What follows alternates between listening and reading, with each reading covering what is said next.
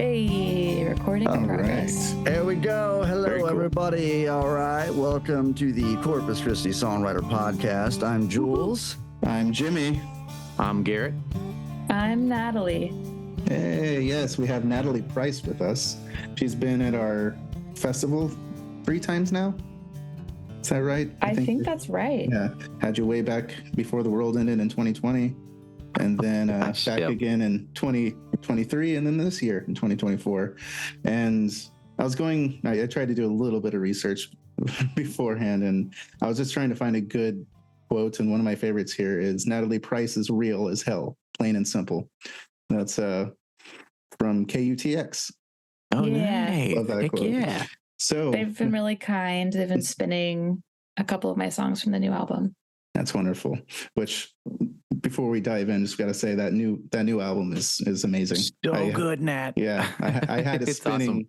Constantly before it got stuck in my car for no, Oh, like a no. month. So, no. Well, thank you. Yeah. Thanks for. Wait, does that mean it's currently stuck in your car? It's currently stuck in the car. Yes. Hey. Oh, right. It was.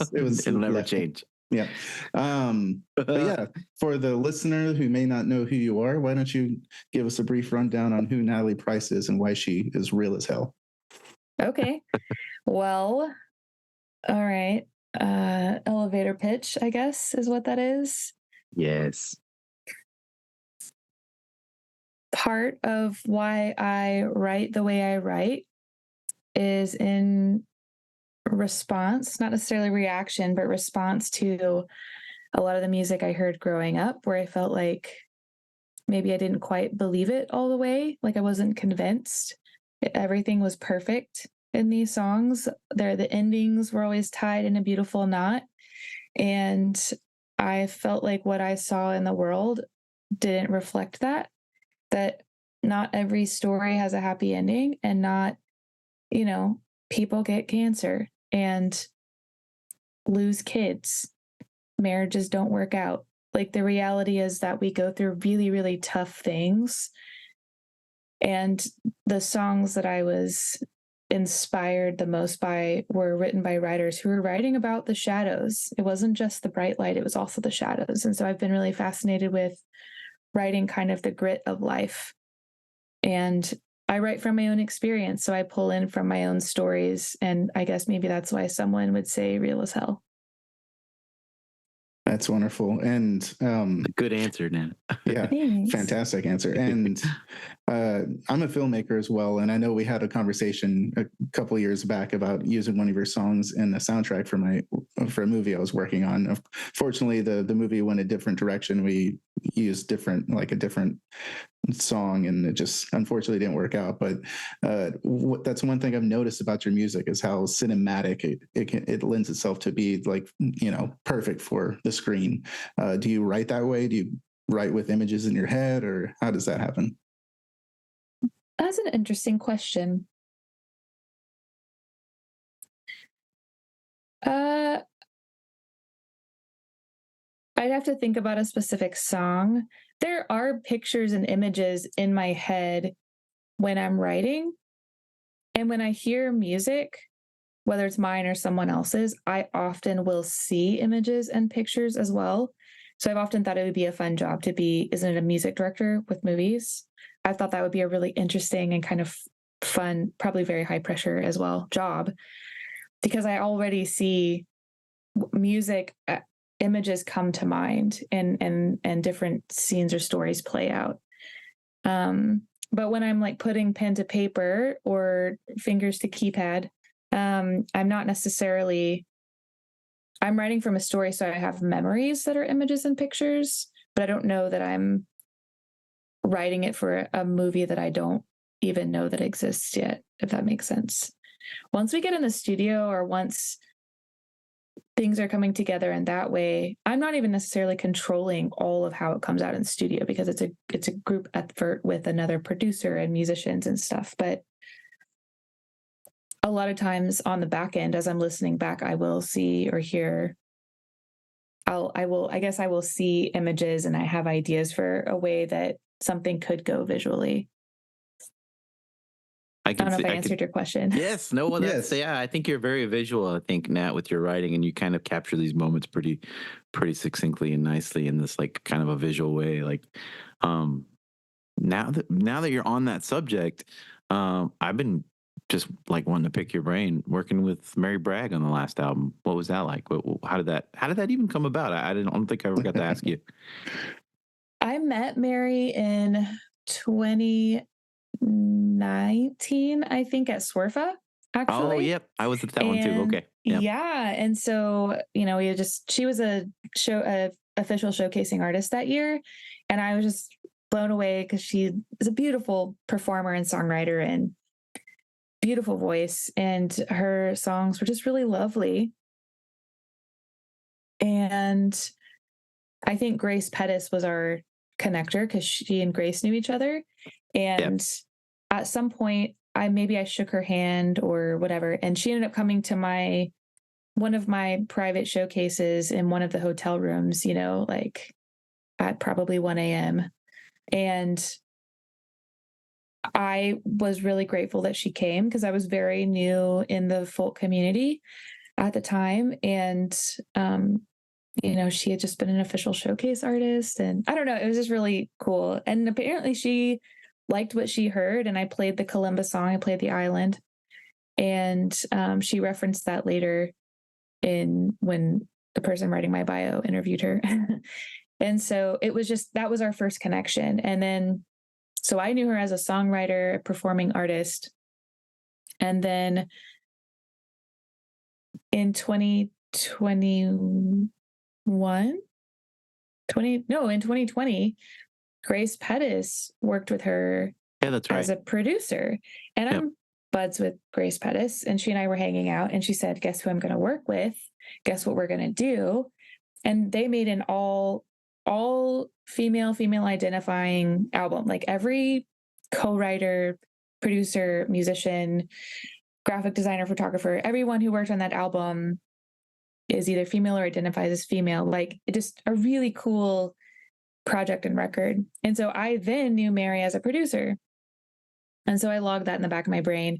And in the next 10-ish months, 8 to 10 months, I got to a place where I was looking for a producer. And I was in the process of possibly working with another songwriter turned producer. But I think I was maybe going to be their first record to produce for not themselves. And so I had a little bit of hesitation. I wanted to make sure I was asking the right questions. And I've been the guinea pig all my life. So I think I always have a fear of being the first one. I'm the oldest of 6 kids. I was homeschooled, like blah, blah, blah. Like I'm used to being the guinea pig. Yeah.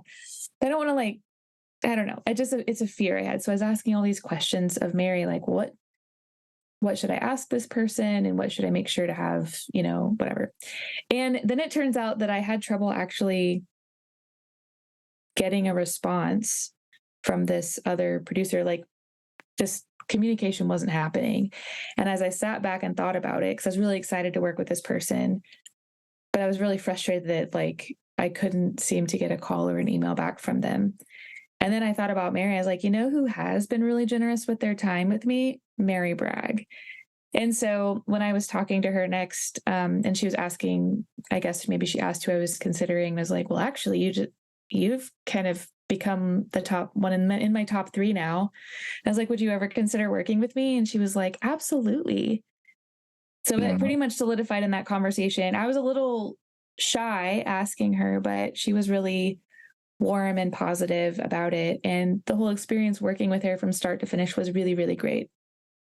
That's amazing. She's so nice. She's just so she's nice. Such a nice. She came to my showcase too that year, Nat, and was like interested in this little hand pressed EP that I made, and she's just very interested in songwriting, and she's an amazing songwriter. It's not like she's just doing the producing thing. She's awesome. She's a treasure. Yeah, she's great. I can only say great things about her. She's great. Yeah. And this was your first full-length record, correct? Right. Correct. You put out Through the Fog. Is that the name of it? An yes. EP. What year was that? 2018, 2019? The spring of 2019. Okay, and then also a great EP. Yeah, and Thanks. this one came out 2022 or 23 last year. Last year, September 2023. It's and both of them are phenomenal. That's another thing I can't stop gushing over is how well produced both of your releases have been, and especially with Mary Bragg. That one, like I said, it broke my car. So that's a good thing. I don't know if I want to be called the car breaker. the record that broke my car. Yeah. Maybe I prefer car breaker to home wrecker. That would probably be a better title. But maybe. But what was it like in the studio with Mary, and what was the process of recording this record? Mary, so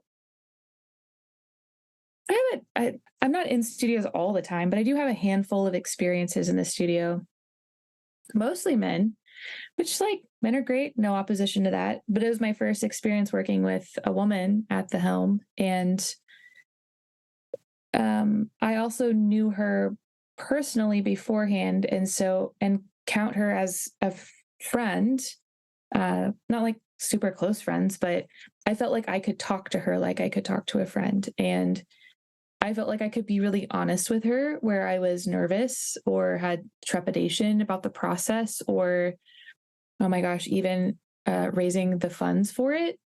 It was all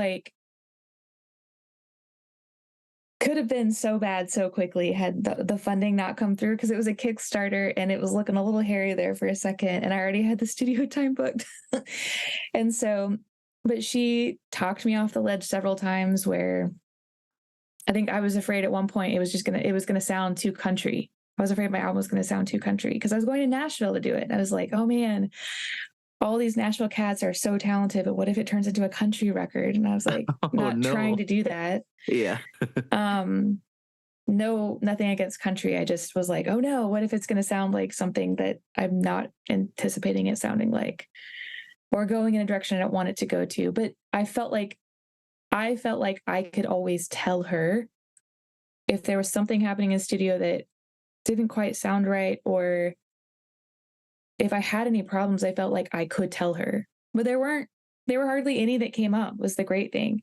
And that's the thing that I have learned is, if you follow your ears and you follow the sounds that you like, and you've listened to these things that a particular producer has produced for other people, and you like how it sounds, you're probably going to like how it sounds for you too. Because I've definitely listened to other producers previously as I was starting the first project, and I didn't really like what they were doing. I didn't necessarily like the sounds that were happening, but I thought, oh, but it would be different for me. I bet, because they're cheaper, more affordable, or whatever.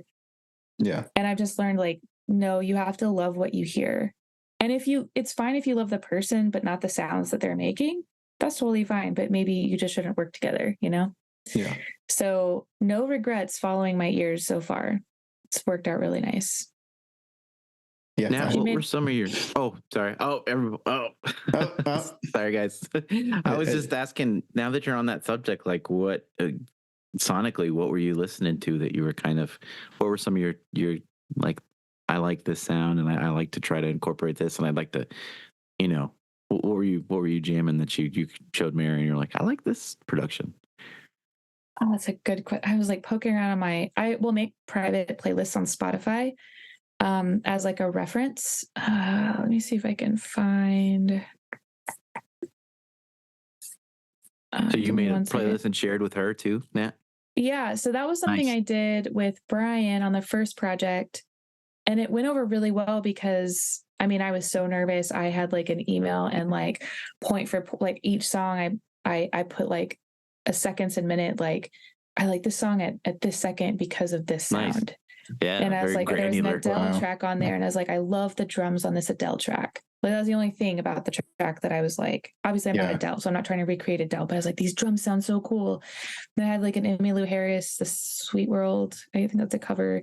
Mm-hmm. And I was this second, this minute, I really love how the oohs sound here, the echoey, sonic feel of that. Wow. I didn't get quite as granular with Mary, but I'm pretty sure I did trying to see. I do a playlist every month of just all the sounds I'm listening to.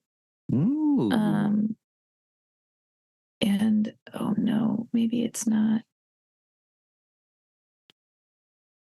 Maybe I don't know if I can find. I don't remember what I do know that I was listening to while I was writing the songs for the album. A lot of my inspiration came from listening to specifically the Phoenix album by Pedro the Lion. And Stephanie Lambring's album Autonomy, and Israel Nash's album, I believe it's called Lifted. The first song is called Rolling On. His production's always very interesting. Gosh. Yeah, he's amazing. He was one of the people I almost really? I kind of floated the idea with someone who worked with him. Springs. I know. But I just never met him, and he kind of has this whole like persona, and I was just I am a shy person. I'm an extrovert, but I'm a shy person. And so if I've never met him, I'd be like, who's this girl? Blah, blah, blah. Trying to like Hill Country Neil Young, basically. Yeah. Yeah. I just, man, I really love the production on that album. And So that makes sense. Really love that song. And like it appears over and over again in lots of my monthly playlists, that song Rolling On. It's like the perfect sunrise song. Like, I don't know if that makes, I guess maybe that's a cinematic like type comment of like, this song should be played at this time of day in this situation. No, to me, that makes complete sense. I'm writing I don't know if I answered the question. But yes, I went on a hunt in Spotify and my playlists are out of order, so I can't find the one from, it would have been 2021 that I gave her a playlist, but I just can't find it. Did you post those, Nat? Did you post that you were working on those? Because I vaguely remember you posting playlists. I don't think, I might not. post them to my Patreon. Sometimes I'll share playlists that I create on Patreon. Cool. And it'll be a theme, or it'll be my favorite artist in Austin, or like my favorite songs right now, or stuff like that. But I don't really share them a lot to social media. That song, like playlists that I create, I'll share playlists that other people create. Yeah. I'm a little shy with playlists because sometimes they're a little bit of a cluster. Like sometimes I'll drop in, like this month in March, I've dropped in 5 or 6 songs I haven't listened to, but people recommended to me. And so my intention is to go back and listen to everything later. That doesn't always happen. So sometimes I have like this surprise song that I'm like, I don't remember listening to that in May of 2022. As a playlister, then I don't necessarily do this as a songwriter, but I do this as when I'm writing my movies, my screenplays, whatever, writing anything in general, other than I haven't done with songs yet, I don't think, but I create playlists that I put on in the background and just absorb the sound and let that influence whatever I do. Do you do that like when you're starting a project in any capacity? Do you create playlists or put on anything that you know that'll lead to inspiration? That's a good, inspiration's a good question. Now, I was going to ask that. I'm trying to think when I would put on a playlist. I'm very strange when it comes to listening to music because I cannot, if something is playing on the radio and someone's like, what's that one song you're listening to the other day? I cannot sing another melody whilst another melody is happening. I'm the same way. Yeah, so I like cannot focus and separate the music and do something else musically. It does not compute. And so the only time that I would be listening to music is if I'm doing a non-musical activity. So like I'm doing a chore, a household chore or laundry, or absolutely maybe if I'm doing computer work, but like if the song has words, it's hard for me to write. So even when I drive, I often drive in silence because it's when, okay, I have like a lot of things about to say. Sorry, I just like knocked something off the desk. Okay, so we live in a culture and society where pretty much 98% 98% probably, just made that number up, 98% of the places where you go day to day outside of your home, music is playing. Your car, in television shows, every coffee shop, the grocery store, every bar, anywhere you go, unless it's like a courtroom or something. And I don't think most of us are in a courtroom every day unless you work there. Everywhere you go, somebody is blasting music over speakers. So much so that I feel like it's created a whole other set of problems. Like we expect music to be played and we expect it for free. I think that's part of the problem, is that it's everywhere. And so for me, because of the other problem I said earlier, where I can't write a song while other music is playing, I have to be in a quiet space. I have found that music and melodies comes to me naturally when I am in a quiet space. So I try to create quiet in my life so that I have space for the melodies to come. I try to make space for the music to come. So I don't drive with music, especially on road trips. If I need something to keep me awake, I'll usually call someone and I'll just have my earbuds in and just have a conversation. Or I'll listen to an audiobook, but I oftentimes won't listen to music unless it's for self-education or to listen to a friend's album or something. I just don't just listen to the radio to listen to the radio. And a lot of times, most of my voice memos on my phone are from my car, or like sometimes an idea will come in the shower, or like, of course, as I'm like falling asleep at night and then I'm like trying to like hum into my voice memo. And you wake up in the morning, you're like, what the hell was that? Oh yeah. Like I'm convinced this is the most beautiful thing I've ever made in my life. I was like, and there's like a yawn in the middle. And then I wake up the next day, I'm like, is there a melody? Like, what was happening? Yeah. So I don't know if that answered your question about music, but that's a thing that I've noticed is we don't have a lot of space and quiet in our lives. Exactly. Yeah. We've kind of talked about that on the show before, how kind of, or I don't know, maybe I've mentioned it or Jimmy's mentioned it or even Jules, but how like modern society is kind of antithetical to us, like having time to think. And it's just so like, especially I feel, especially with Instagram, and it's just there's so much that coming at you. And then there's so much of, everything fighting for space in your brain. That I feel the same way, that if I don't get into a meditative kind of like a quieter state, I can't really write anything. And it does seem to happen like right before bed or early in the morning. That's one of the things we've kind of talked about with everybody on the show is like, when's your writing time? Like, when do you feel like you have the most inspiration? How do you get there? That's kind of a big thing, is like, how do you get to that moment? And everybody's got a kind of a different thing that they've told us, but it all involves like accessing your subconscious without exterior like interactions, like without stuff like distracting you. That seems to be the recurring theme. One of my favorites was Buddy Monlock talking about how when he wakes up and he's just raising from that fog basically, and it allows him to be able to access things differently, or as he put it, think sideways, right? So yeah, I just thought that was interesting. George says it too. George Inslee, start early in the morning or late at night, like when you're it's quieting down, and I think it's kind of fascinating. I have to, especially more recently, it just seems like whenever I'm actually trying to like get something done, my phone keeps going off. So I find I have to keep muting certain conversations, group texts or whatever, or just going into airplane mode is the most extreme. Do not disturb is a thing I will frequent, a little situation I'll frequent on my phone, but then I have to be careful not to like miss something super important. But when you don't hear like a ding, ding, ding every 2 seconds, and it's not always like a text, it could be like some notification on some app you forgot to turn off. But yeah, it jolts me out of this deep focus. Right. Yeah. Yeah. I haven't had my phone like the noise on in years, but that vibration drives me crazy. And I've frequented the do not disturb many times now, especially now that I've started working nights. Brutal.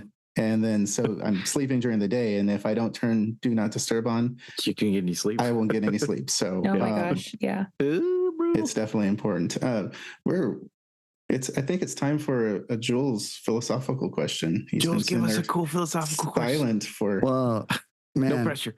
No, I mean I'm still kind of thinking about, your album. I was listening to it before we got on here, and I thought it was really great. And I had a couple of questions for you about it. Like, one, there's such use of space, like your melodies kind of float above a place where there could be any number of things, and the things you brought forth from your palette to place there are really cool. It's kind of like passing ear candy at times. And I really enjoyed it. So I wonder if you could talk about like kind of the use of space in your record, and B, that the record is self-titled. Like, that's a move that I don't know that I see a whole lot of artists do. You only kind of get a chance to do that once, I suppose, but could you maybe speak to some of the thought process around self-titling the record, if you would, as well? I'll do space. Actually, I'll do space second because I don't have a good answer yet, but I have an answer for the Natalie Price, like the self-titled move. Cool. I was just going through my papers. I'm a paper person, so I have and I'll collect some clutter, and I just have to go through piles every now and then and sift through, and do I need to keep this, throw this away, recycle, blah, blah, blah, shred. And I found just last week or the week before, I found a lot of papers that I had printed off to take into the studio. And I like doing that. I like printing off lyrics, and I made a lot more notes in studio on the first album than this one. And so it's interesting to note that, or just to take a mental note of, wow, I didn't really make that many notes on paper in this studio experience.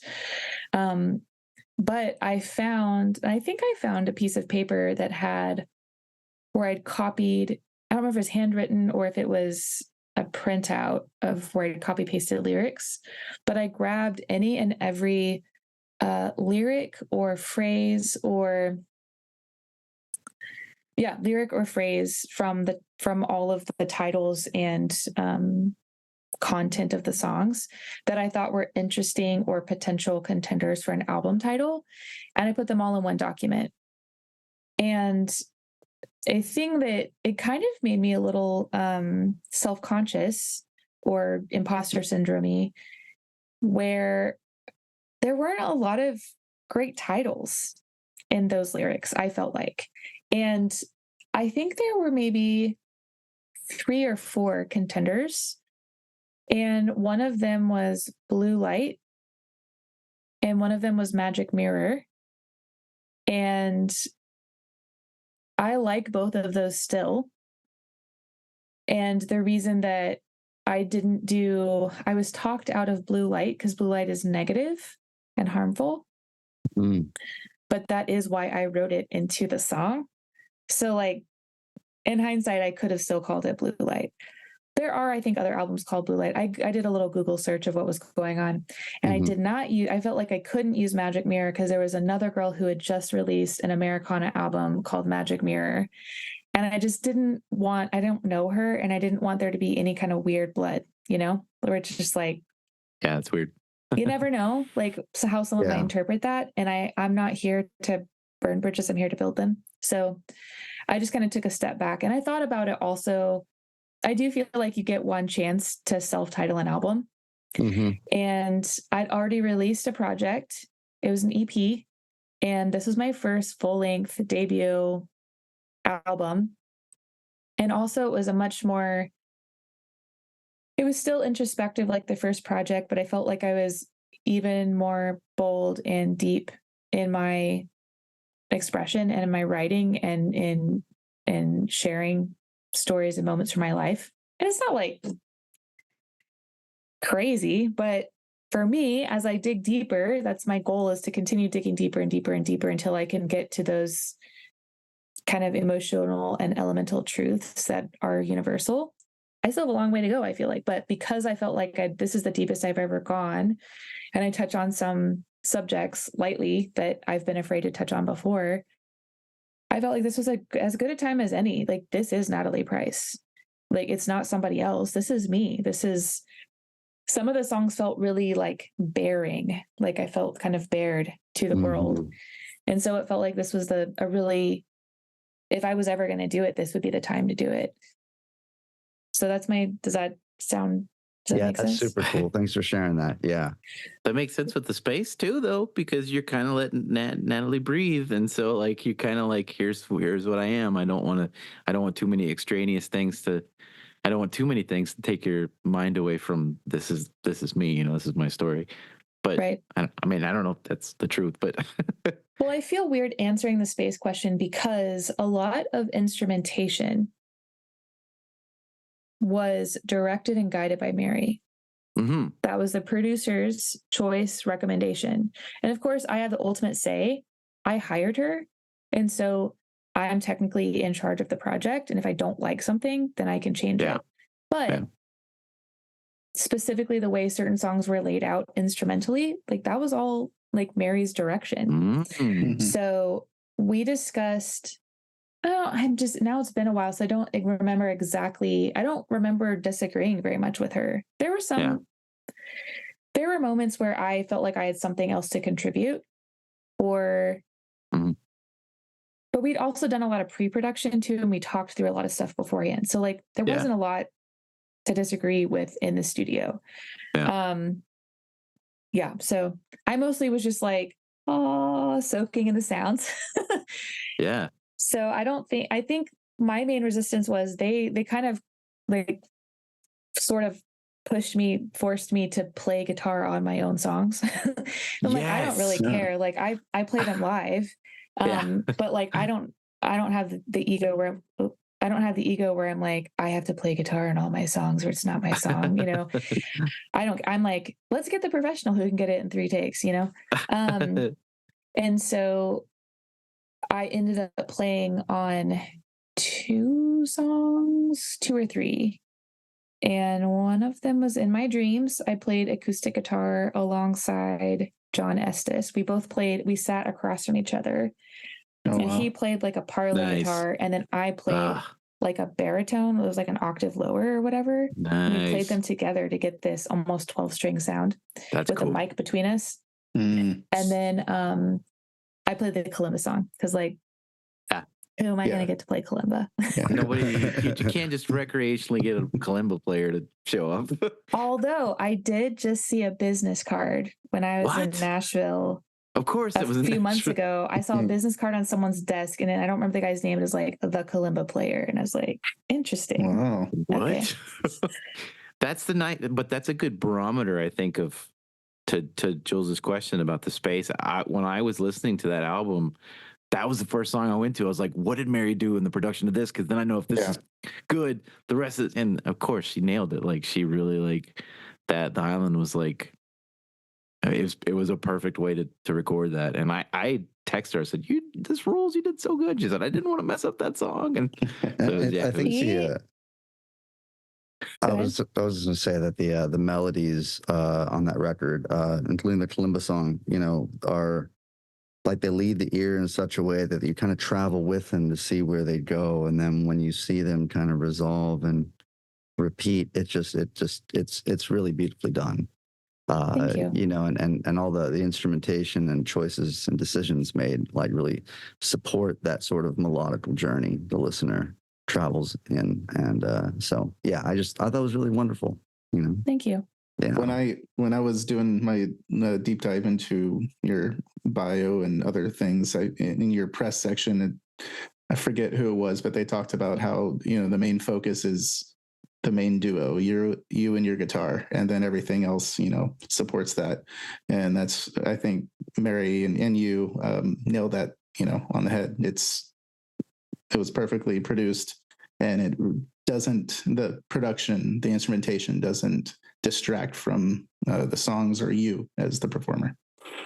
So it's really well done. And going back to The Island, do I remember this correctly? Was that from a song contest or a song game, like a weekly song songwriter game? Yeah, it was from the Songwriters song game, and I think I wrote it in 2018, literally right after I got out of the studio for the first project. I went, of course. Yeah, I always go in the studio and then I leave the studio done with the project and they go write a banger. It's like, dang it, it's not the album. I think I've heard you say that before, Nat. That's awesome. But that's great. I have something for the next thing, but then it just feels like it takes forever for it to come out. I was in Montana, pretty much in a paradise, except for the mosquitoes. And I couldn't bring a guitar with me, and I just had the kalimba, which was great. I wanted to write a song on this new instrument. And so I had a prompt. It was either angels or demons. So I had to work that into the song, into lyrics. And so when you have these forced limitations, you figure it out. And I'm starting to talk about it, but I don't remember what the question was. What did you ask, or what was the prompt? No, yeah, basically, if you came from a song game, I just want to know. Oh, yeah. I didn't know that. That's pretty cool. Yeah.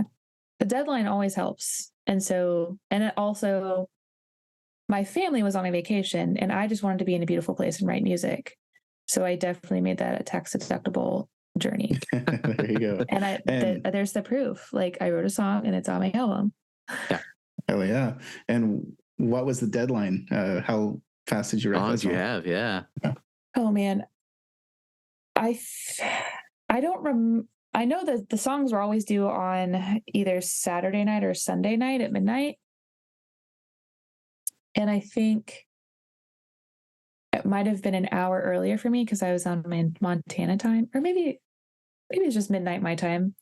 But the complicated thing was that we were in the middle of nowhere, so I didn't have service and didn't have Wi-Fi at the place where we were staying. We were out in the middle of nowhere on this crystal clear lake. It was beautiful. But I pretty much used all of my cell phone data in that 24 hours trying to get that song uploaded and figured out. But I remember I was going to say something else about Mary and the way she produced it. That situation, I used this app called Spire. Have you used Spire before? Spire. Nope. So you can download it for your phone or iPad or whatever. And there's an option to buy a really expensive, it's like 2 hockey pucks on top of each other, the size. And it is a recording device and it has a pretty great mic in it. And you can use it to Spire. The app has different tracks. You can track different things and layer on top of each other. And nice. It's a little limited in the editing process. You have less editing capabilities than GarageBand, but for an app, it's pretty sophisticated.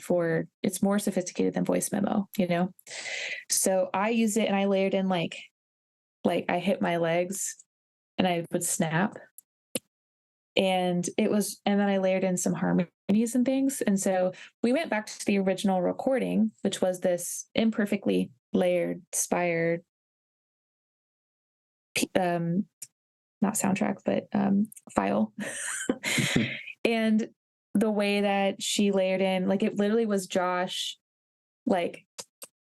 hitting his knees and snapping and I was like, yes, this is exactly, I love how kind of delicate and based it is. And at the same time, adding in lap steel and other, really ethereal type islandy feelings of music as well. Yeah, it made me really happy the way it turned out. So no complaints. I'm glad she went back to the demo. It was a smart thing. And what did you do? Let's find the original, let's find the original source of this and how I because I remember you when I first heard that song, you had the audience do the, and we did, yeah. And so I'd always thought about it every time. I was like, that's got to be in there. Yeah, I remember. I really wanted it to be, yeah. Yeah, I remember when you first showed up to the 2020 festival. That's one of my highlights of the 2020 festival is you coming in. All the awesome people showed up around the same time in 2020, and everyone was kind of frazzled because they just got in, and immediately we went to, I think it was the Exchange, and then within a few minutes you had to get up and play, and so you're frazzled, where do I go? And we got you up on stage, and then you played that song, and the entire crowd went silent. I mean, it's one of those magic. The only time it was silent because it was the noisiest. It was 3 women on stage. It was me in Ireland, and was it Shayna? I forgot who the third person was. Was I it don't Jaina remember. or Shayna? I don't remember. Oh, I think it might have been Shayna because Shayna referenced Yeah. it recently. Okay. And I just was like internally rolling my eyes, like, oh my gosh, like this is definitely not a listening room. This is people that are drinking on a whatever Friday night, and nobody came for the music. Yeah. And so I was like, well, I'm gonna do the island and just see what happens. And everybody's just like, I know, because everyone's like, what is what the hell is happening? that? What That's is awesome. that sound?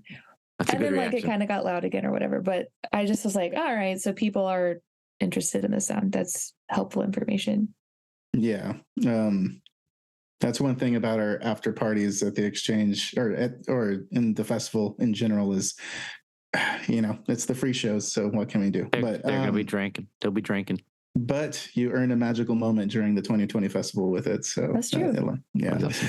And then another one of the songs, What We Daydream Now, that your pandemic song, right? Mm-hmm. Tell me a little bit about that song. And I mean, we can gather what inspired it, but from your perspective, where did that come from? I wrote it in May of 2020, and it felt like it had been forever already at that point. Because I think we all expected it to be maybe 2 weeks. It'll be a couple weeks. We'll be done. It's no big deal. It'll be fine. And I remember I was like taking daily walks in my backyard because we had a garden, and I would like joke about going on tour in my backyard. And I don't know, we made a lot of bad jokes.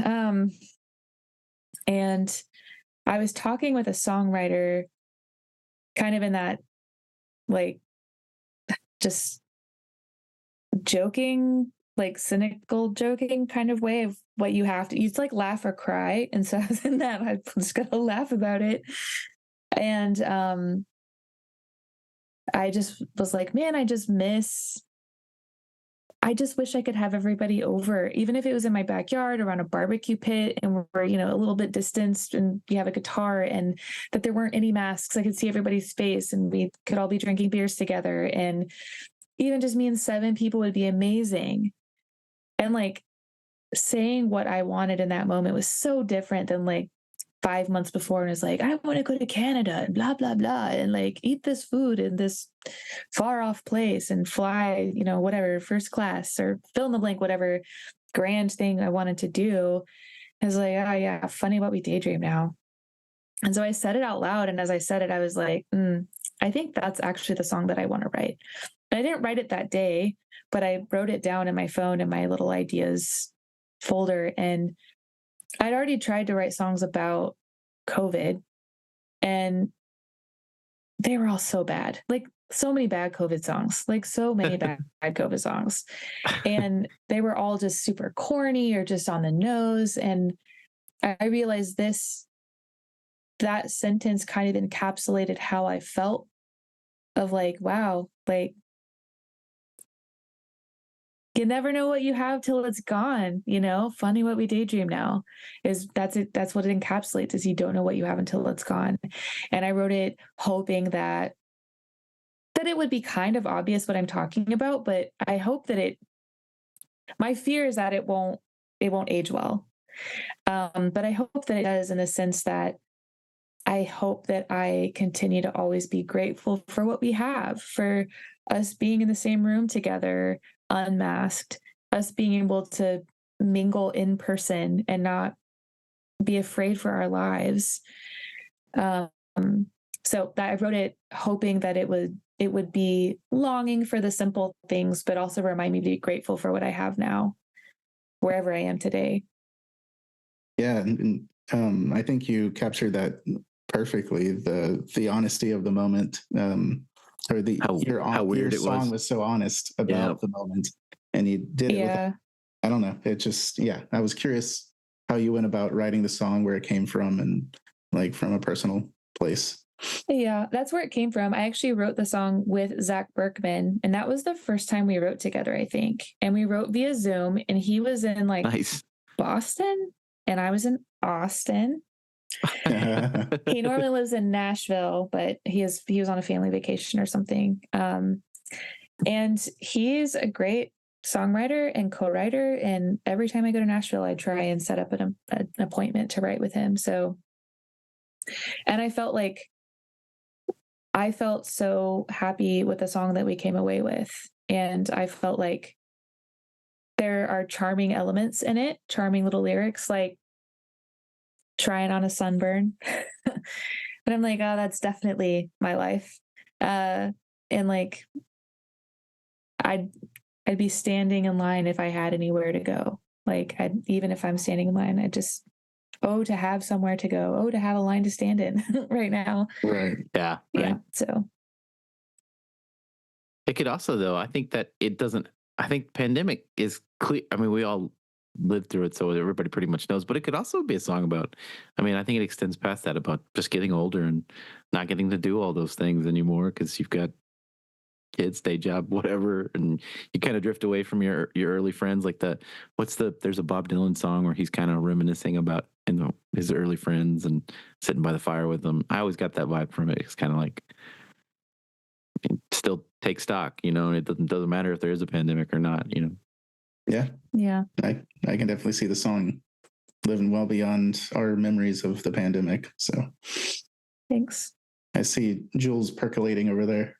I mean, I think there's a tremendous amount of depth in, encapsulated in a few sort of sentiments you posit lyrically throughout this album, with like even lines about like, I'm not your lover, I'm not your mother, but I give a damn, fear what we, or want what we can't have and what we'll never find, speaks to this sort of human condition. As you were saying, when you started talking about some of the darker ways that this life is kind of unresolved, and not tidy and not tied in a bow. And so, I always appreciate when there's a certain amount of like detail towards the messiness of our humanity contained within lyrics, that sort of state plainly like this is how it is, and maybe say the thing that like some people are afraid to say, to a certain degree, and so I like lately I've been feeling lyrically and writing wise like who am I?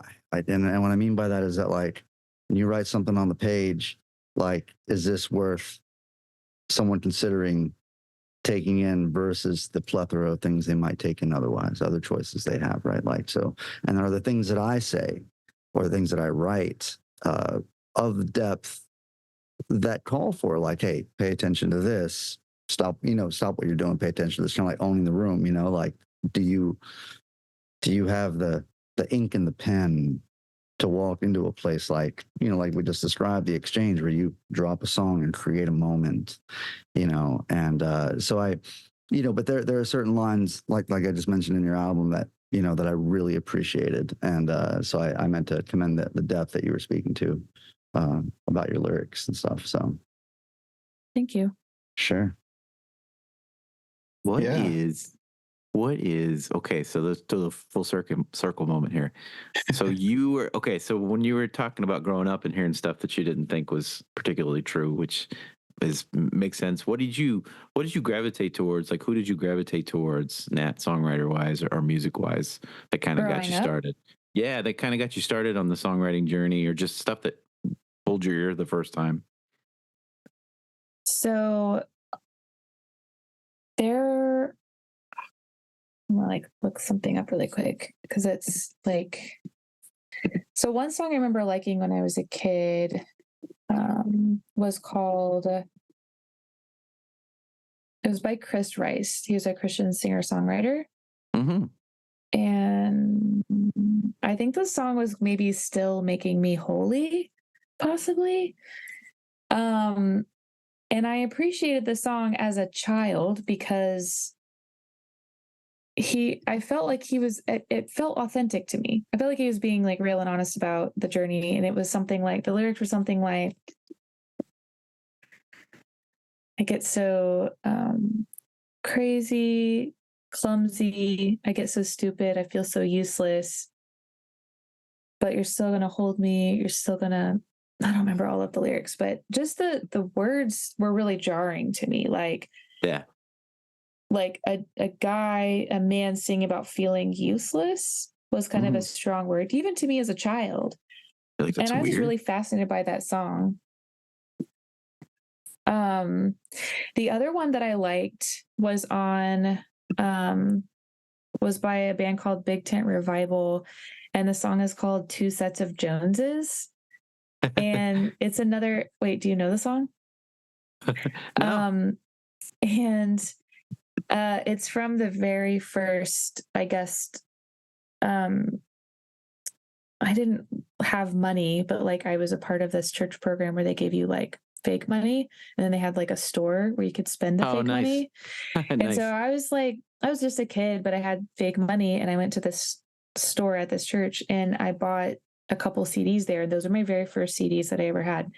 So one was like a Michael W. Smith EP, and the other Of was course. a CD called WWJD. Yep. And that was just a compilation album essentially of a bunch of Christian bands, like one song from each of them. But the only song I remember really liking was one called Two Sets of Joneses, and it was more of a singer-songwriter type song. And it just chronicled the story of two different sets of like two different couples, and like the trials and tribulations that they went through and how they came out differently from each other, how they responded in those situations. And I think it was referring back to like a parable in the Bible. But it was like really beautifully written, and I loved the melody. And so I can still sing parts of that song. Like it just, Nice. I was just really impressed with it as a kid. So Yeah. Yeah, I remember both of those songs as being songs that I liked. And there are other songs like I'm not great at trivia, but like give me Christian music from like the 90s or early 2000s and I could probably like help you out. Yeah. Yeah, but I just remember gravitating towards songs that felt really authentic and real. And the way those two songs were written felt really honest to me. And that was really attractive to me even as a kid. And so as an adult now, that's also a thing that really attracts me about songs like Olivia Rodrigo's Driver's License song. Really great. Stephanie Lambring's album Autonomy, like the song Pretty. I need to listen to that, I guess. Oh my gosh. I need to put that in my notes. I cried twice on the first listen of this song. Oh, wow. And maybe it's because I resonated as a woman with some of the issues she was talking about, but the song called Pretty is talking about body image.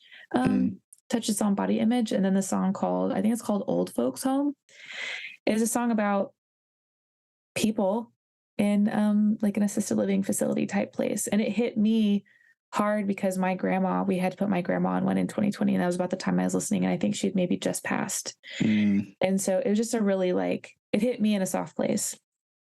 But she's a great writer. So honesty, something that feels honest and authentic, is something that I gravitate towards because I feel like I've absorbed a lot of music that feels the opposite over the course of my life. And so it's a breath of fresh air. And yeah, it's just something that gets me excited. And it's how I also try to write. It's probably why I like David Ramirez, Grace Pettis, these other there's certain songwriters that just David, just really, his lyrics really grab me, and the way his turns of phrase, the way he says things, and they really make me think a lot of times, and I appreciate that. So I'm rambling now, but that's where. No, that's awesome. That's where the ramble went. Give me a whole bunch of new people to listen to. I mean, I've listened to Grace, but but yeah, capturing that honesty and what you found as a kid, and then it just, for some reason, when you're talking about that's how you try to approach your songwriting, it led me to probably my favorite moment of our last festival was when you and Hope and Tom Meany were playing on stage at House of Rock, and another one of those magical moments. And it was just three people who write honestly, playing on stage together and sharing the stage, sharing this moment together. What was that like for you? I just wanted that moment on stage. Yeah, because I could tell there was an energy between the three of y'all, y'all connected. Hope and I connected not this year, but last year at the Corpus Christi Songwriter Festival. We knew each other's names. We both played Dripping Springs Songwriter Festival before, but we'd never shared a stage. Right. And last year we also did not share a stage, but we hung out and we connected personally for the first time. And I was there for her set, and then she was there for mine. And so this year was special because we actually got to share the stage, and I already know a lot of her story, and we already connected personally. And I don't know all of her songs intimately enough to sing them all. I think I might have caught on harmonies to like one of them, but I know Tom's songs pretty well. And the songs that he chose are songs that I have previously memorized harmonies on. And so it just worked out to join in and sing. And then I guess the songs that I played, if I remember correctly, there's at least one where it's very sing along, like it's an invitation to sing along. I think Behind. And so it was really cool that we all felt comfortable enough to sing on each other's songs, and we all just kind of went to those places together, and we shared just enough, but not too much before the songs. And we enjoyed each other's company and each other's songs on stage together. And like, you know, the light, playful banter is always enjoyable.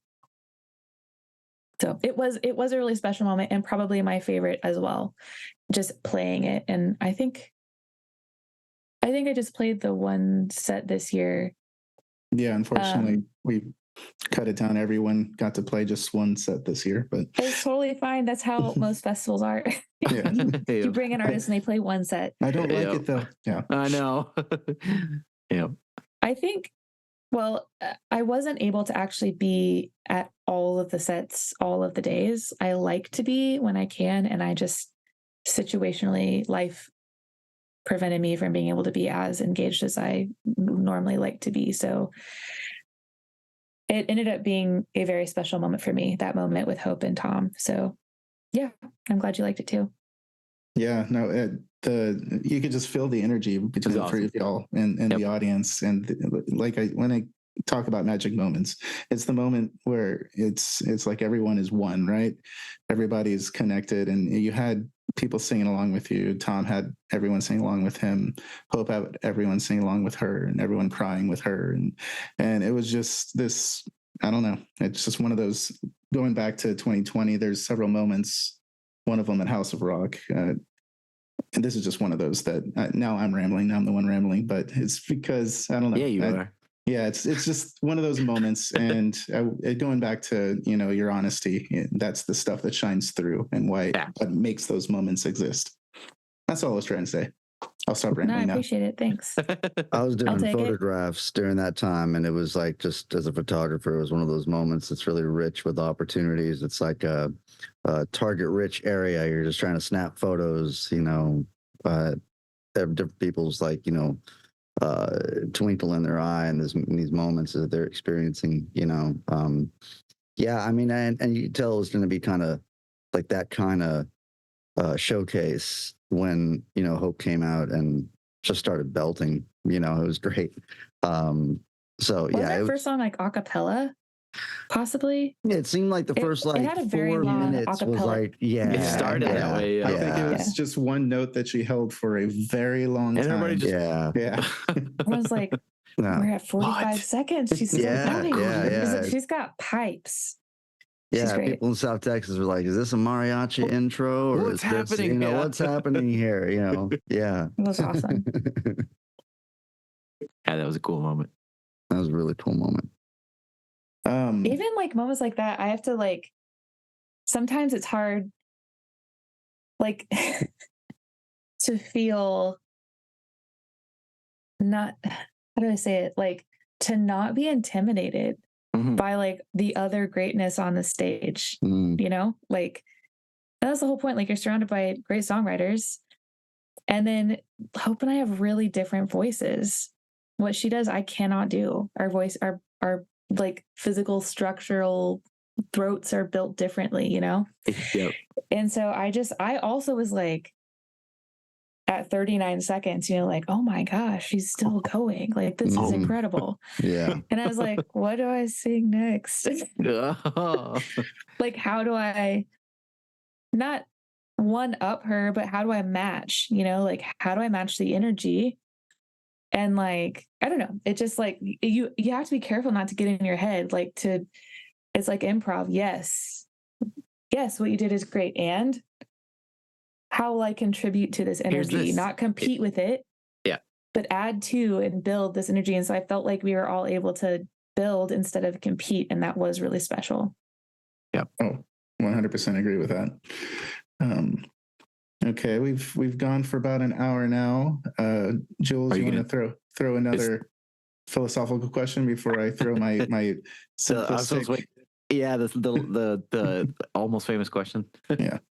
I mean, I'm just wondering if you could maybe speak to some of your approach in writing, because I think we all have obviously like different ways to go about it, and I've said before that some of us have like a deeper well than others, and so we stay in that well. Some of us have to go read in order to like get the words or the ideas that we require to, and so like I sense a lot of like, like you said, writing from your own experiences through your songs, so in your approach to writing and seeking the authentic, I suppose, to put on the page, are you one of these like disciplined type writers that tries to do it every day at a set time for a set amount of duration, or is it No. when the spirit moves you, or like how do you approach it? Because I get the feeling that like some writers sit around and kind of wait for inspiration, and they feel this anxiety of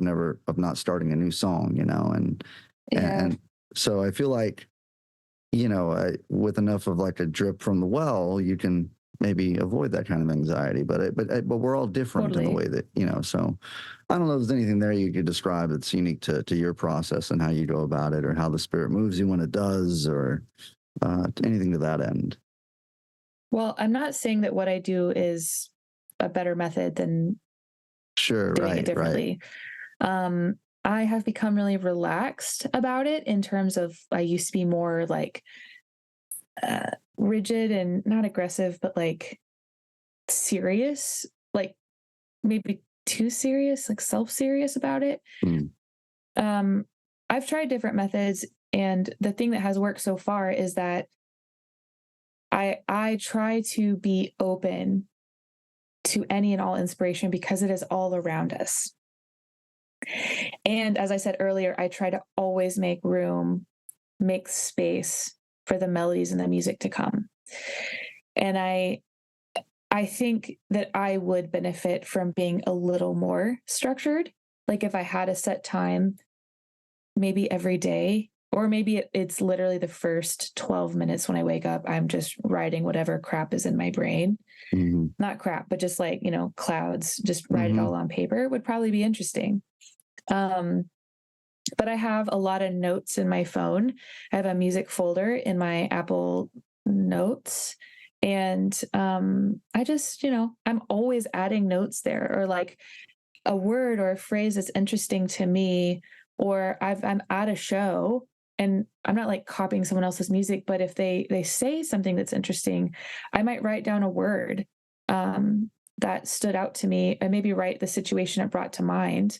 And it might be that I'm writing a response to that song. And so I have like hundreds and hundreds and hundreds of notes and prompts for myself over the course of whatever.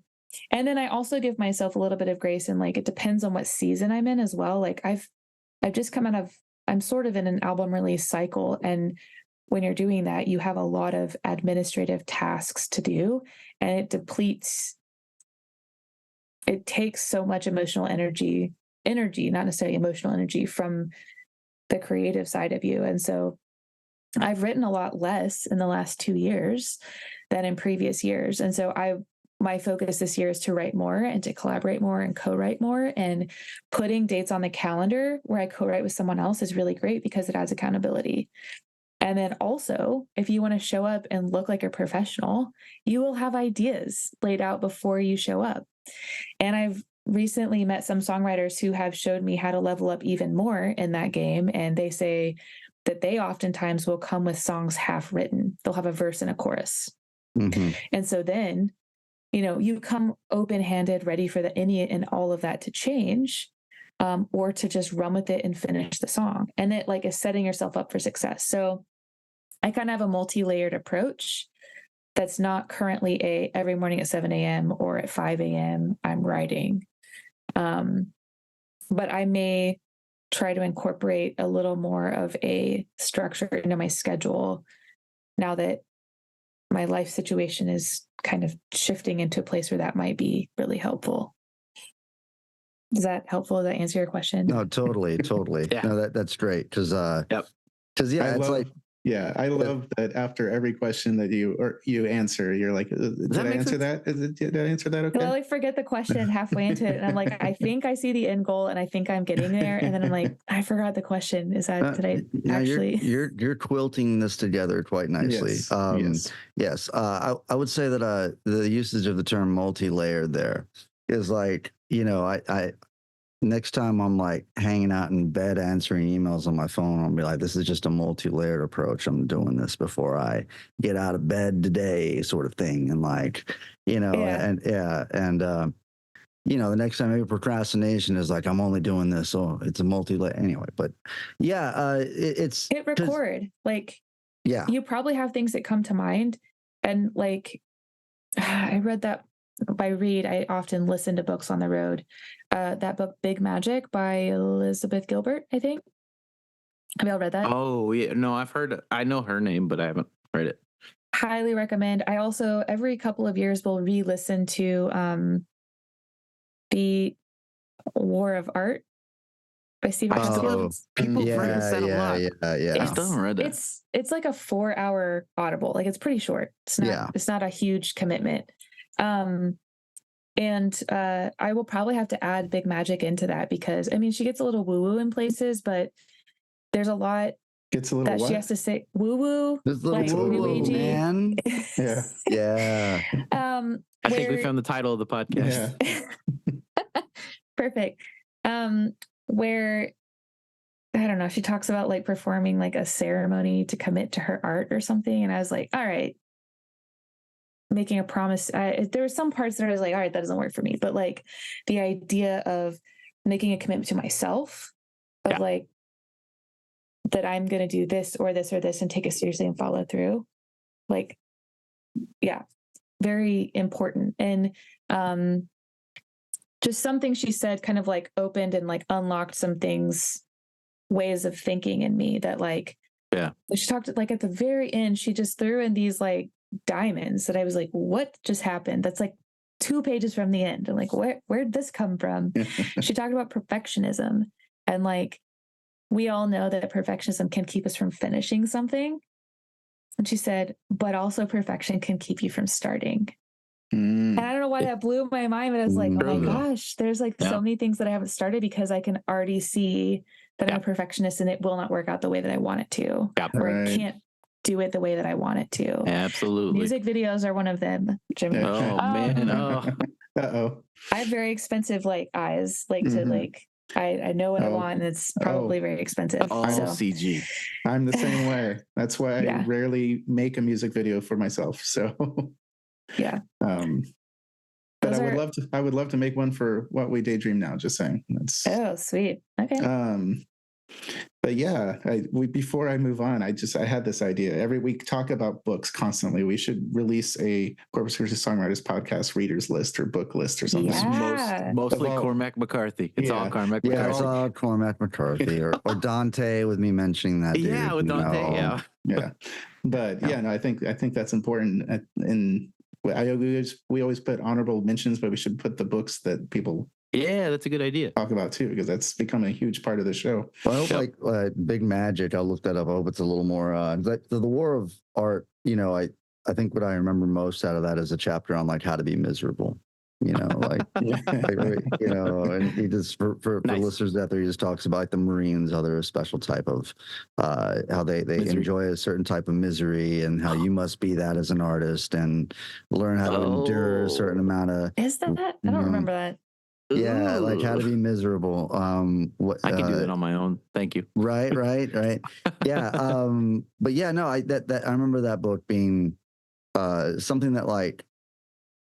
So I remember thinking at the time, because I'm a fan of that book. I've mentioned that book too, but I remember, and I think there's a space for it here because like, so, you can do all the things that put you in position to do all that stuff, right? And there's a certain amount of that you have to do, but there's also like just kind of straight up conviction that can like sort of do a lot of this work for you, So if you're writing with like a conviction and authenticity, like a lot of these questions that are very open-ended and nebulous in their answering can become very straightforward and more clear than you know, like who you are as an artist. The conviction sort of answers that for you, you know, of what your artwork is supposed to look like. Well, the subject matter and the way that you are singing it kind of tells you the artistic direction, and so but I sense a lot of like authenticity and conviction in the stuff that you're writing as well. So I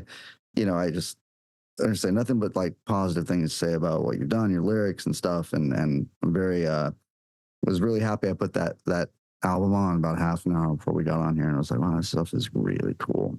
And Awesome. yeah. Thank you. Oh yeah. All right. Is it time? I think it's time. The ultimate question. First of all, Nat, have you seen Almost Famous? Have you seen the movie Almost Famous? Maybe around the time it came out, but I haven't since. Oh man, yeah. All right. Well, it's you've seen it at least. Unabashedly my favorite movie of all time for nostalgic reasons. But it's a great movie, though. It is a great. Maybe movie. I'll watch it tonight. There you go. But the main character asks this question in the movie. I'm not going to like spoil it from you, and it's the most simple, generic question of all time, but I love the answers that our guests always give to it. So, Natalie Price, what do you love about music? Ooh, I think connection. Oh my gosh, I'm caught in the floor. Connection. To me, music is a way to build bridges between us. And it's a little bit like food. Eating a bite of something that you haven't had since you were 5 at your grandmother's house at Thanksgiving or something, like, and you taste it again or you smell it when you walk in the room and you're like, oh my gosh, like that reminds me of, you know, the funeral I went to when I was 7 or whatever. Like, so I think music can be the same way. It can go beyond culture. It can go beyond politics, beyond language. Language helps, but can go beyond language. Like people from all over the world can love the same song. You can be whatever religion, political identification, gender, age, and all love the same song. And I think that's really great. And that is what I strive to do and be in my music, is as much as possible to not be divisive, but to bring people together. And it means a lot when I hear songs where I feel like I can relate, and it makes me feel like, there's someone else that's felt this way too. So then I feel connected to the songwriter and I feel a little less alone. Like I'm not the only one who's felt this way. And I hope that I'm able to do the same for other people as well. Love it. That's the title of the podcast, A Little Less Alone. I like that one. Cool. Perfect. That was okay. So a little bit of but a little bit of capstone to our literary talk here. But you mentioned that, Nat, like that kind of kinesthetic, you know, the memory of that is connected to our senses and stuff is very Proustian. It's very, very Marcel Proust, who wrote Swan's Way, and this huge remembrance of things past is what it's called. It's this giant volume. It's like 6 volumes of this, basically this French turn of the century novel about him having, you know, just remembering his childhood and remembering his life, and just very dense and very lots of beautiful lines of dialogue. It's very beautiful drudgery trying to get through it. But one of his main like things that they mention from that book is almost like a neurological thing that he mentions. He ate this little like biscuit, this little Madeline biscuit in a certain type of tea, and it instantly took him back to his childhood with his grandmother. And it was like this moment that was connected to this sensory memory because, you know, it was this perfect connection of things that unlocked this thing inside of him. And now there was a joke about it in the Barbie movie. So yeah, there was Proust Barbie, which I thought was hilarious and nobody else got. I didn't catch it. Yeah. By the way, Garrett, this entire time I've been staring at the book that's behind you. What is that? This is, that you mentioned it, my favorite book about songwriting, Songwriters on Songwriting by Paul Zollo. Oh, nice. It's backwards for you guys, but this thing is incredible. Like I've never gotten so much.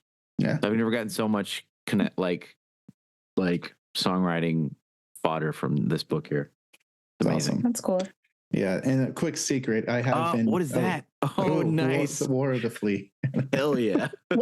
Who's the author? Who's the author, Jules? Robert Oh, Rough nice. Okay. Saber. Yeah. This dude. Anyway, Interesting. That looks like a light read.